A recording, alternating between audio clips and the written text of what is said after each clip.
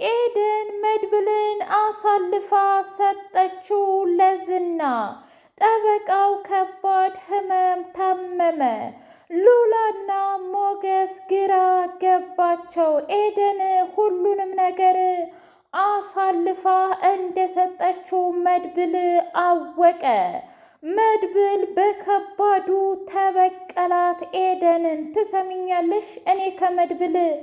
ከኔ ከመድብል ከጀግናው ማንም የሚያመልጥ ሰው የለም። እናም ላደረግሽው ነገርና እኔን ለካርሽበት ዋጋሽን ታገኛለሽ ብሎ ከቤት ማንቁርቷን ይዞ አባረራት።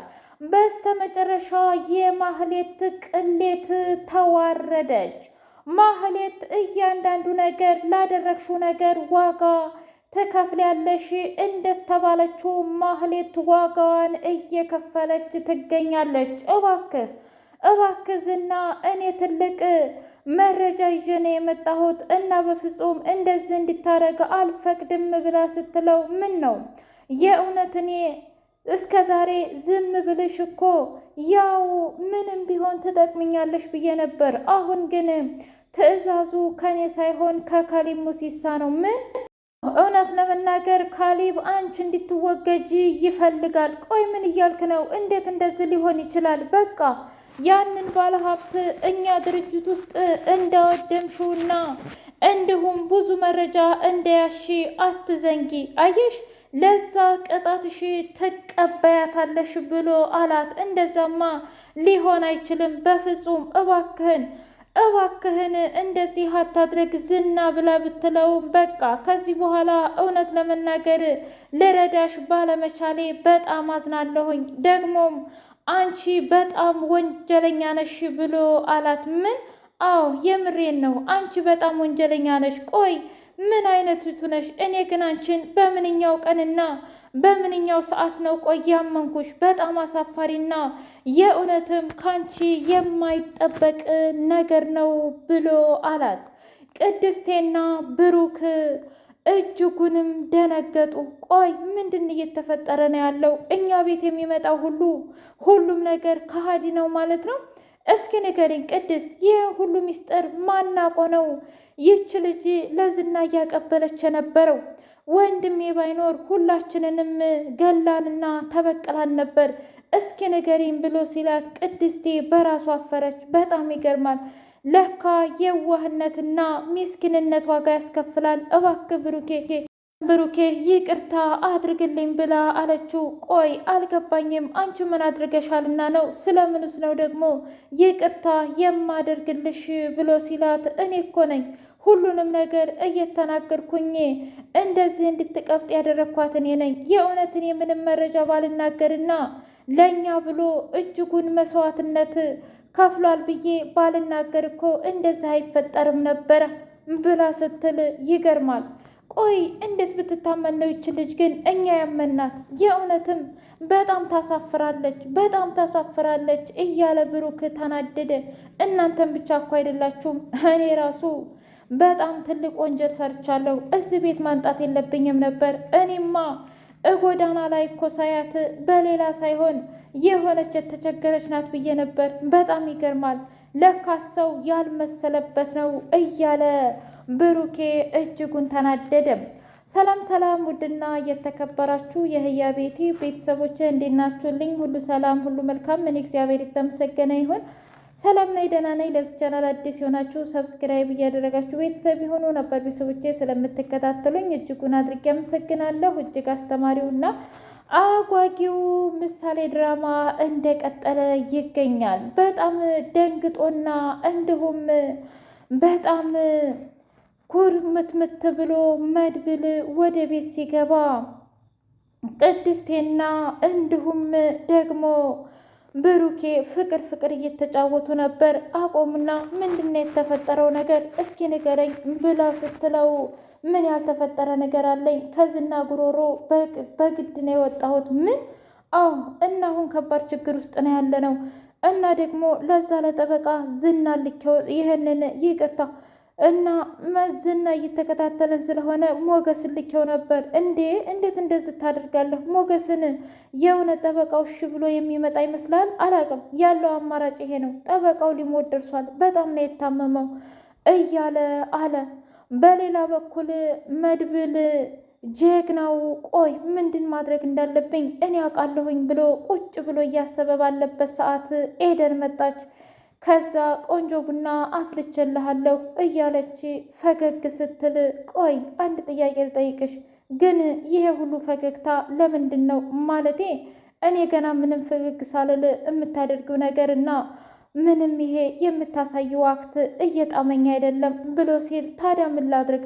ወይስ ደግሞ መኮሰተር አለብኝ? በነገራችን ላይ እኔ እኮ እንደ ቤተሰብ ስለቀረብኳችሁ ነው እንጂ በሌላ አይቼ አይደለም ብላ ስትል፣ እሺ ይገባኛል ኤደን፣ ደግሞ እንዳንተ አይነት መልካምና እንዲሁም ታታሪ ወንድም ማግኘት በአሁኑ ሰዓት በጣም ከባድ ነው። ምን ማለት ነው? ቅድስት እኮ የከፈልከውን መስዋዕትነት ነግራኝ እጅጉን ደነቀኝ። ምንም እኮ መደነቅ አያስፈልግሽም ኤደን። ለምን መሰለሽ ይህንን ነገር እኮ ያደረግኩት ለወንድሜ ብዬ ነው እንጂ ለሌላ አይደለም። ወንድሜ ደግሞ ባዳዬ ነው እንዴ? ስጋዬ እኮ ነው።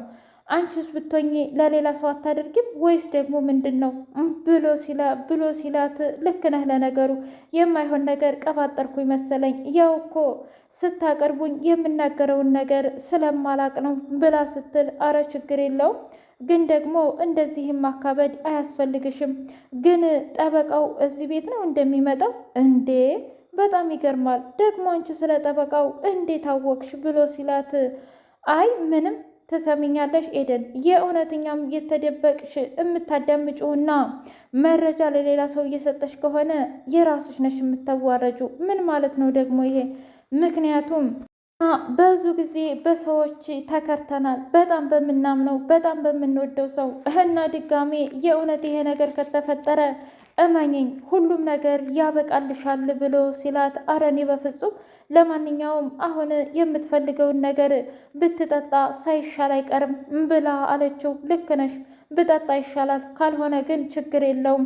ለማንኛውም ስላደረግሽልኝ ነገርና ስለሰጠሽኝ ነገር አመሰግናለሁ ብሎ ስትሄድ፣ አይ አንቺ ነገር በጣም እኮ ትገርሚያለሽ።